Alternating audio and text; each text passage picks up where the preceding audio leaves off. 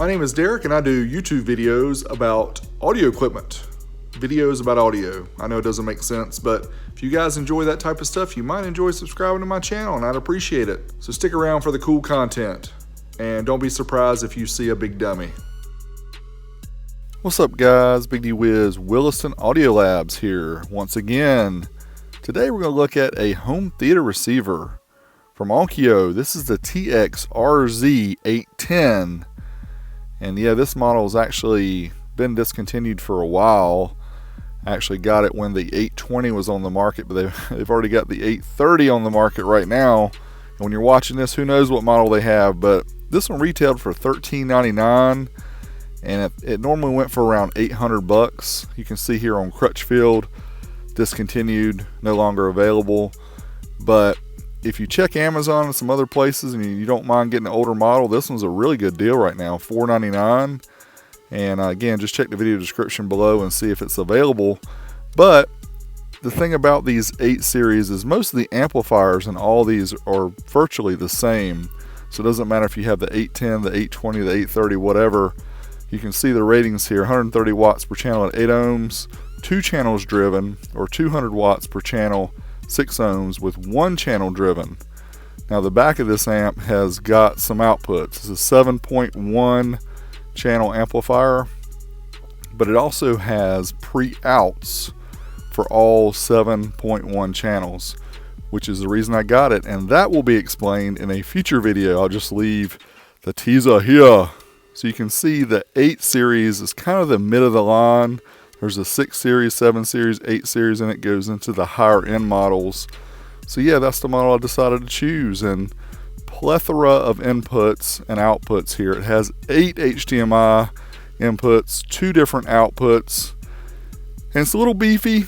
It's 17.2 inches wide, which is normal, 7.9 inches tall, which is kind of tall, honestly. It barely fits into my rack, and 16.4 inches wide. Stay tuned for after the dyno test and we'll show you the internals of this beauty. Let's fire up the dyno.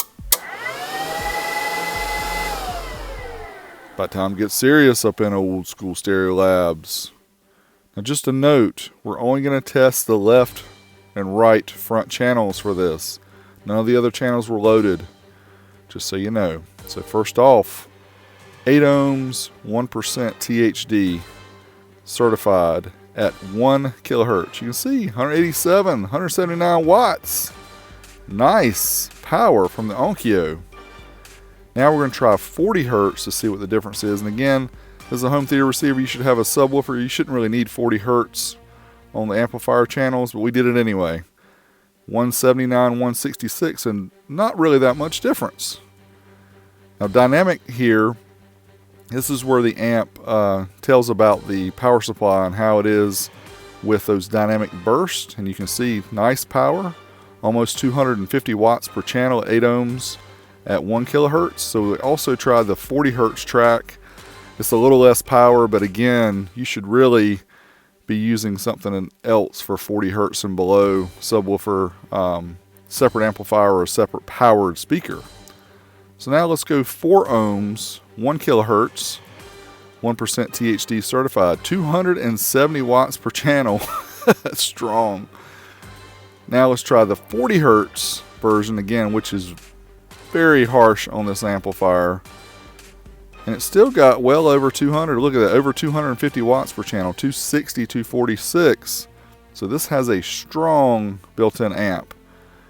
Now we're going to try the dynamic burst. First up, we'll try 1 kilohertz. Look at that. Almost 400 watts per channel. Almost 800 watts total on a home theater receiver. Sick! Now 40 hertz, we'll try that. And not quite as much power, but honestly, still good. Still over 700 watts total, 350 watts per channel or more. So that's impressive. I was highly impressed by this amp, but let's crack it open and see what it looks like on the inside.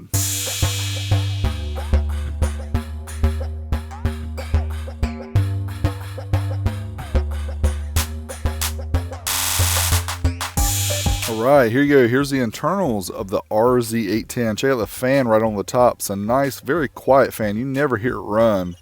Super duper quiet. See the aluminum heatsink there under the fan.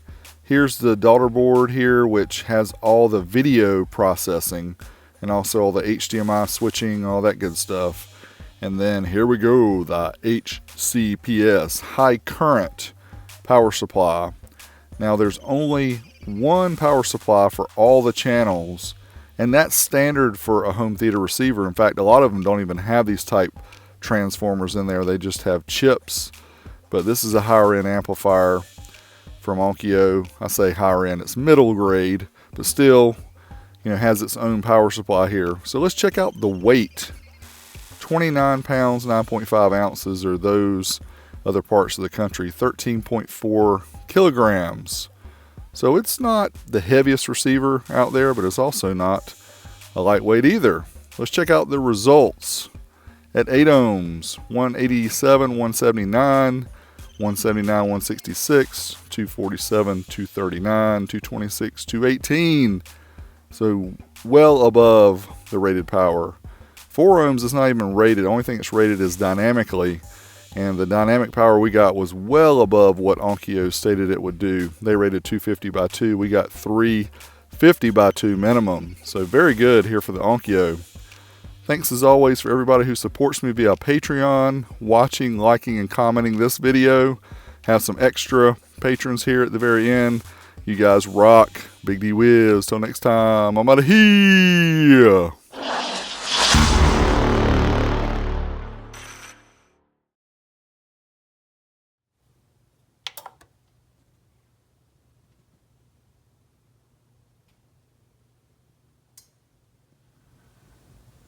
Alright, here's the Onkyo RZ810. We have it set in the pure audio mode, which appears to redirect more power to the front 2 channels. So we'll see. 8 ohms, certified 1% THD. We're going to do 1 kilohertz. See what we get.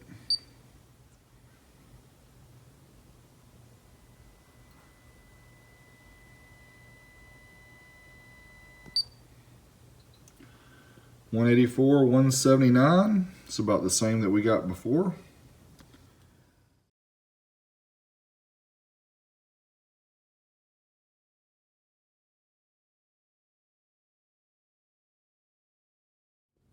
Alright, Onkyo RZ810. We're going to try a 2.67 ohm load on the front 2 channels.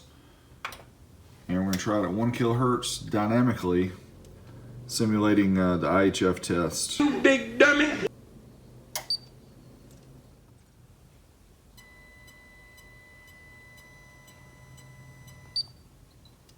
There you go, 542 watts. Woo! Can you deal with